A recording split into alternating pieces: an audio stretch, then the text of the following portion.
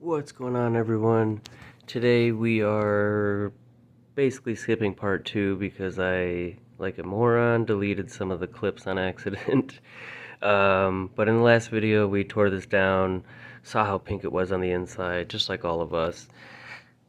And in the meantime I cleaned it up, put it all back together. Those are some of the clips I have lost, as well as trying to deal with the software issue that we had prior to the actual leak. But as we can see now,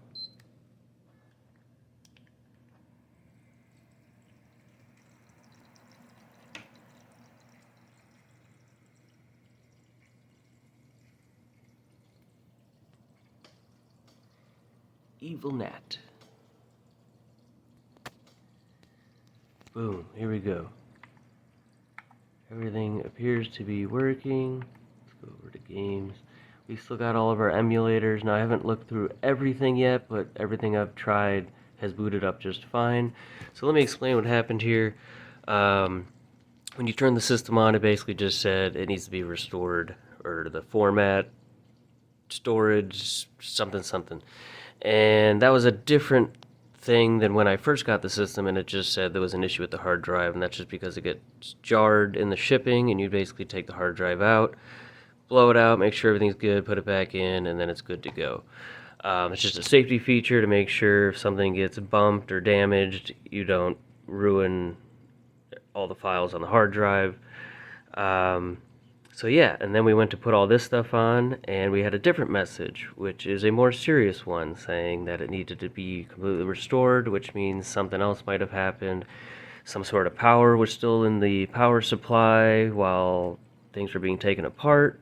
I'm not sure. Don't see how that could have happened, but something happened. Yeah, we don't know. But luckily, the guy I got the system from has been kind of helping me out, kind of test, kind of troubleshoot things on there. And so anyway, we started to run you put it into safe mode, and we started to run a restore file thing, option number 3 on that menu. And it just kept running and running and running, and that's when I saw the leak, and I had to decide, do I just unplug this thing right now in the middle of this, or do I let the fluid eventually destroy everything? So I decided to just unplug it, knowing I may have just destroyed everything, but luckily there wouldn't be fluid, everywhere corroding the motherboard. So that brings us to our last video. It had been sitting for a while. I soaked up whatever fluid I could, and we finally tore it down, cleaned everything up, put it all back together, turned it on, same problem. So once again, I went to run that file restoration thing. It ran for about 24 hours, and by the time I went to finally check on it again, I realized it still said preparing, so it didn't even really start it. So I'm like, okay, I don't know what to do. So once again, I unplugged it, went back to safe mode, tried option 4, which was to just rebuild everything, which would technically delete everything on the hard drive other than the firmware itself.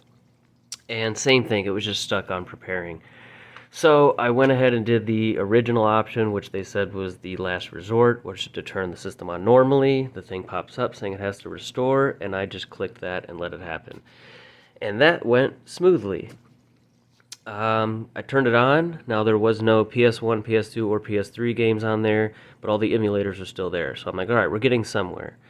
But then all I had to do was go down here and select, where was it? The Webman installer. I let that run, and boom, all of my games are back. And I was playing Grand Theft Auto 5, tried a few other games, everything seems good again. So obviously we're still going to thoroughly go through it, make sure that doesn't happen again. So if I ship it off, we don't have any more issues with that, but it seems to be all good now. You can hear that water going now because it's not quite filled up all the way, but that whole time it was running for 24 hours, it never went past, like, I don't know, 80 Fahrenheit. And while playing Grand Theft Auto 5 for a while, it didn't even quite touch 90 degrees Fahrenheit. So, and obviously with that O-ring replaced, I can still see in through the side. I made sure to put a UV yellow O-ring in there so I can see it when I shine my UV flashlight in there, and I can clearly see if there's any fluid coming out of there, and I don't see anything going on the inside. Our fluid's still the same after running for that long, so I think everything is going fantastically.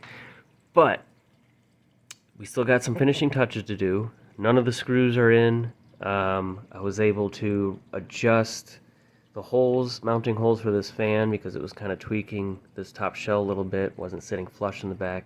We got that fixed. I also took out that clear fan with the chrome blades and put the red one back in. I just think that that's way better. I wasn't actually a fan of the other one. And I think this one's actually a little bit quieter as well. If you ignore the water sound, I mean, this thing is just as quiet as a factory PS3 that does not have overheating issues and a loud fan. It's very quiet. It's awesome. But what we need to do today to get this thing completely ready, see, we're at 80 degrees there, is for some reason this Phobia temperature display is slightly bigger than the XSPC ones I've been using before and the one that this hole was originally cut for. So I will need to sand this out just a little bit so we can put this in all the way. We need to drain out this fluid because it's mostly distilled water. There's still a little UV red in there. And we're going to put in this little concoction of the UV red, and I put a little bit of this solid red, blood red color in there. So yeah, we need to put that in and then put the rest of the screws in, and that's pretty much it. Then we can go and plug everything back in, make sure we don't get that same error, and just test it out for a while. Make sure everything's good, and then this thing will be ready to go. It will come with this controller, which was done by a well-known modder back in the day, JP Custom Controllers. And this one will also come with this one, which I just ordered a few buttons just to kind of tie this controller in a little bit better. Some red sticks, chrome buttons, and some red triggers and stuff up front. And then this one will also come with a white USB charging cable and a white power cable. Yeah. So, anyway, let's go ahead and shut this off, unplug it, and start draining out this fluid. Alright, got most of that drained out. There's still a little bit in there and some like in the block and radiator still, which is fine. I don't think this alone would be enough to fill the entire loop by itself. But before we fill it, we now need to, I think without unhooking any of this, I can just kind of slide this forward so that this hole is at least not sitting over the inside of the console. Probably going to lay something underneath there and just carefully file the edges just a little bit. It just needs to go just a hair so we can get this to set in there all the way.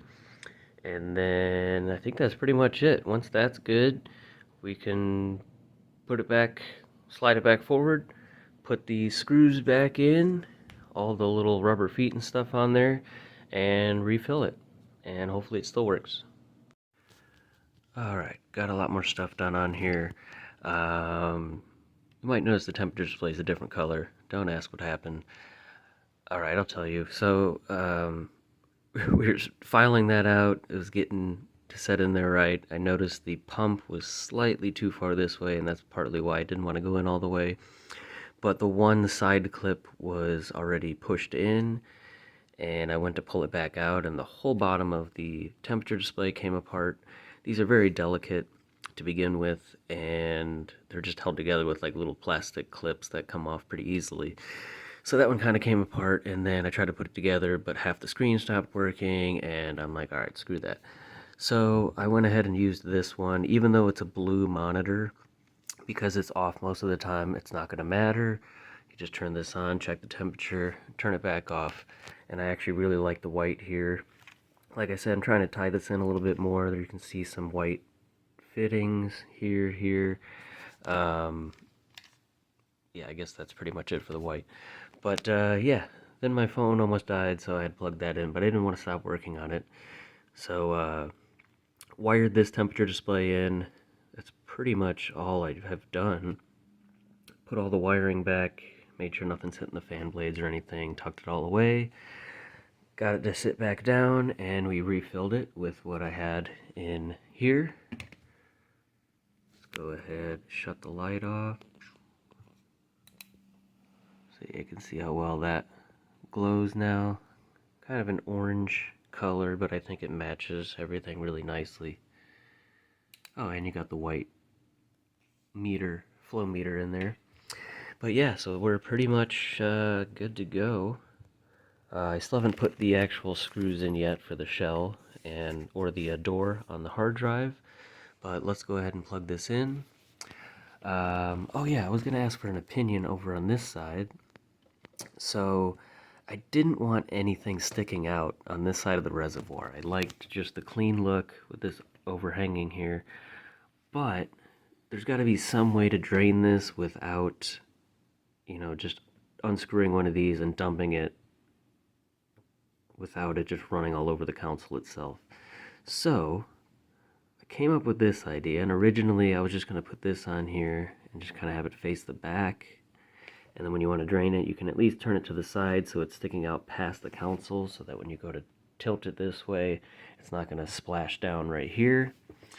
But again, I wasn't really a fan of having something stick out there. But then I realized you could just turn this in, line it up with one of these other portholes here, and yeah. What do we think? Does that look clean enough while still having just something to help out with draining the system out? But yeah, let's go ahead and plug this guy in, make sure it still boots up, try out a couple games.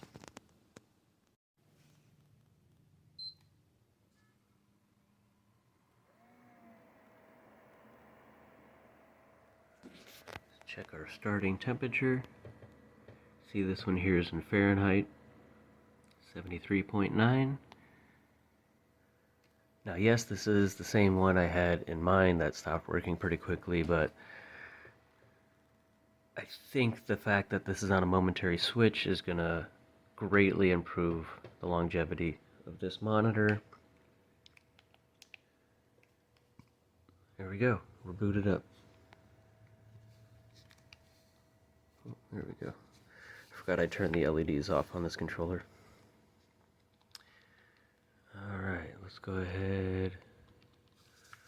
Let's just boot up Grand Theft Auto.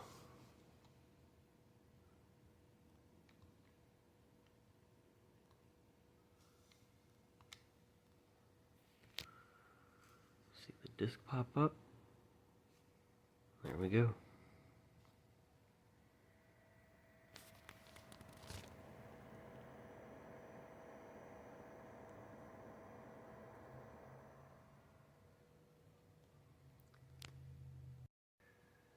Alright, while we let that load up, let's take a look at this controller. Now, unfortunately, it's hard to find a lot of information on this one. I'm pretty sure this is an XCM shell, and it's a rapid fire kit. I will have to relook up how you set the different controls on this, but for the LEDs, you just hold in this thumbstick, and you'll wait for the LED. That's red, and then you'll hold it down again until it changes to the next color, and so on and so on. Go with the red ones here.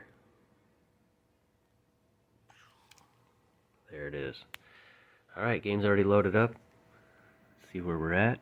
Now, I was playing Grand Theft Auto the other day, not for too long, but just couldn't get this thing to hit 100 degrees Fahrenheit, which one thing I do get comments on are people that don't seem to understand Fahrenheit and Celsius and tell me my consoles are overheating all the time.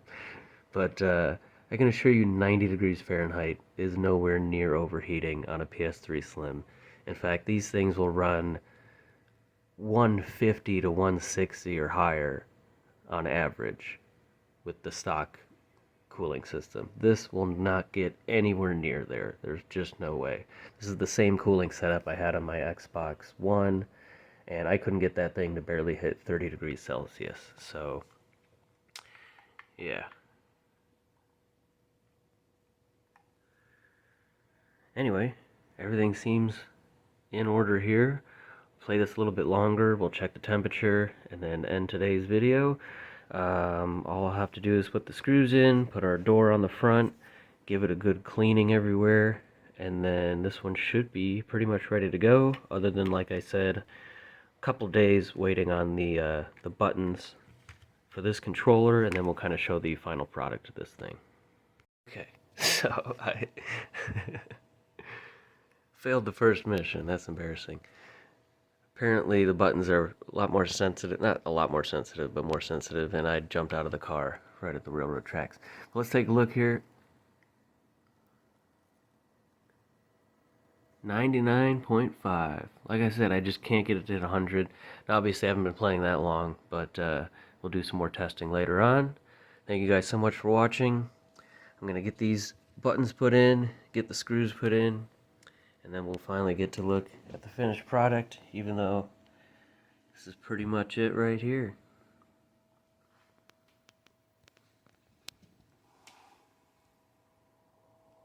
See you in the next video.